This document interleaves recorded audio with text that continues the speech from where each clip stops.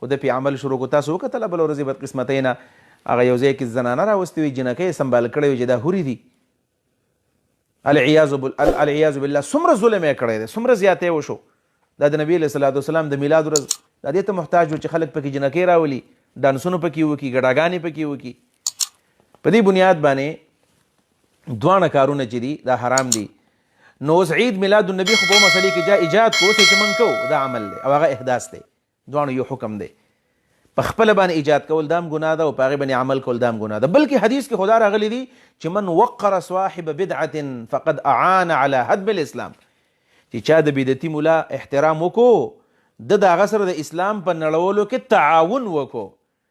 یعنی دا کم سړی چې بدعتي دی نو دا په اصل کې اسلام نړوي. ولې شیخ عنایت الرحمن مرحوم رحمت الله علیه رحمتا واسعة ونور الله مرقد هغه به ویل چې بدعت په شریعت کې ځکه قبیح دی چې اصل کې هر بدعت دا د سنت ځای نیسي.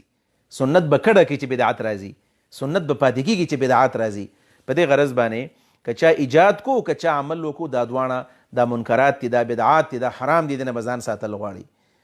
او د بدعتي عالم به سړی که د ایجاد کرده بدعتي دی ایجاد د کړی دی او که دا عمل په بدعاتو باندې کوي، که دا عالم دی که د پټکیم والی دی که د ټوپۍ هم په سر ده، دا په شیخ الحدیث ولې نه دی، د احترام په موږ نشته. لهذا عوامو په دې خبره ځان پوهه کوي. ګورئ هغه خبرې پخوا لاړلې، الحمدلله د سوشل میډیا زمانه ده، د میډیا زمانه ده. پخوا به بعضې خبرې د خلکو نه پټې وي، چاته به مسله نه معلومه.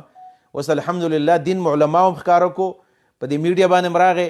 کله چې یو مسله تاسو ته چا وویله چې چا م ویله نو تپوس ترې کوه چې مولانا صاحب دا مسله په کوم ځای کې ثابت ده.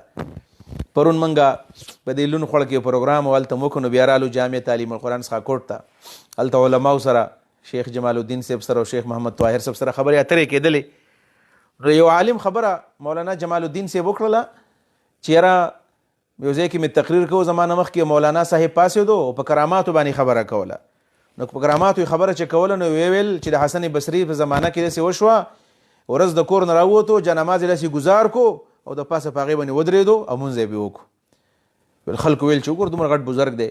رابع بصیر راووتله او هغې جانماز سمندر ته ګزار کو، په سمندر کې یې مونځ وکړو. نو خلکو ویل چې واه سبحان الله حقیقت داسې دی چې یاره خلک وایي چې دا خو غټ بزرګ دی. خو دلته کې اول خو دا خبره ده چې کرامات خو د چا په اختیار کې نه دي، په دې باندې بحث نه کوو، دا اکثر دا خبرې منګړتې وي. خو رابع بصري خو داسې عالمه زنانه خو نه وه، اول خو دا خبره. دویم نمبر دا ده چې دا خو ته د رابع بصري انسلټ کوې او حتی کوې چې هغې د خلکو په مخ کې سمندر د پاسه مونځ وکړو. حدیث کې خدا دی چې دا زنانه به مونځ په کوم ځای کوي؟ په کور کې دننه، او په کور کې بیا د کور په ګوټ کې دننه فی قعر بیتهن د کور په ګوټ کې مونځ کوي. او ته وایې چې د سمندر د پاسې یې وکړو، دا دروغ، دا دروغ مشهور شوي دي.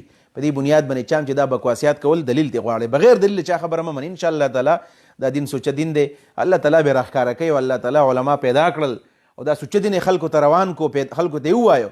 څومره دروغ چې پخوا خلکو مشهور کړو هغه دروغ راووتل، ختم شول. په دې بنیاد باندې د بدعات و منکراتو رد به کوو.